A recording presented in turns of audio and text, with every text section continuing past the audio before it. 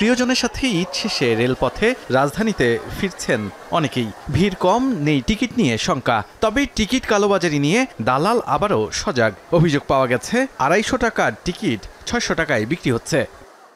একটা লোক টিকিট বিক্রি করবে ৪টা টিকিট। ওই টিকিটটা দেখতে গিয়ে দেখলাম যে তার সহযাত্রী যে তিনজনের নামই হচ্ছে নাজনীন সুলতানা। তো ব্যাপারটা হচ্ছে এরা যে এইভাবে ব্লেকিংগুলো করতেছে, এই ব্যাপারে রেল কর্তৃপক্ষ আসলে কতটা নজরদারি করতেছে। টিকিট এখনো পাই নাই আর কি, বলতেছে হবে কিছুক্ষণ পরে।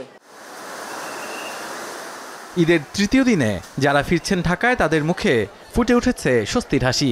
কারণ কোনো ভোগান্তি ছাড়াই ফিরছেন এ ব্যস্ত নগরে। জীবিকার তাগিদে কেউ কেউ ঢাকায় ফিরলেও এখনও অনেকেই ছাড়ছেন ঢাকা।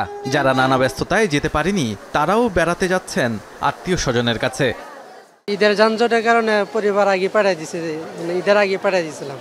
এখন আবার ঈদের পরে ছুটি হবে, ছুটি যখন খোলার জন্য ওদেরকে আনার জন্য যাইতেছে। এখন আমরা যাবো যে রাজশাহী মেল ট্রেনে, এই ট্রেনে যাবো। হ্যাঁ, টিকিট পেয়েছি। ঈদের আগেই যাওয়ার ইচ্ছা ছিল, টিকিট পরে পাওয়ার কারণে আর কি যাওয়া হলো না। এখন পাইছি, আমি যাচ্ছি।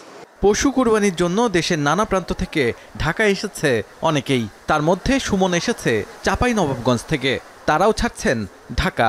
অনেক কাজ আছে গরুর, করলাম, করে এখন শেষ করে ঈদ এখানে কাটিয়ে এখন দেশে চলে যাব। ঈদের তৃতীয় দিনে দেশের বিভিন্ন স্থান থেকে ঢাকায় ফিরেছেন কর্মজীবীরা। এছাড়াও যারা যানজট ও দুর্ভোগ এড়াতে চান তারাও পরিবার পরিজন নিয়ে ফিরছেন ঢাকায়। এখনও ঈদের ছুটি শেষ না হওয়ায় রাস্তা কিছুটা ফাঁকা পেয়ে স্বজনদের সাথে দেখা করতে ফিরছেন নিজ নিজ এলাকায়। সব মিলিয়ে মহাসড়ক ও বাস টার্মিনালগুলো আবারও কর্মচাঞ্চল্য হয়ে উঠেছে।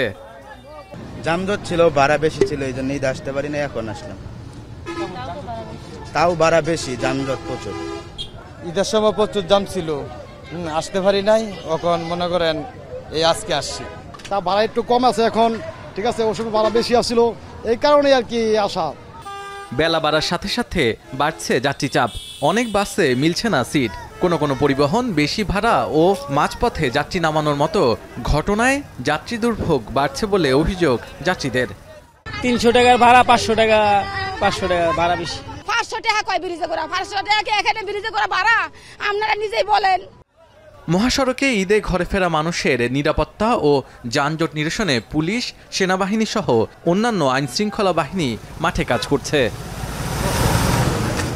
শাহাদাত অফরো, এখন ঢাকা।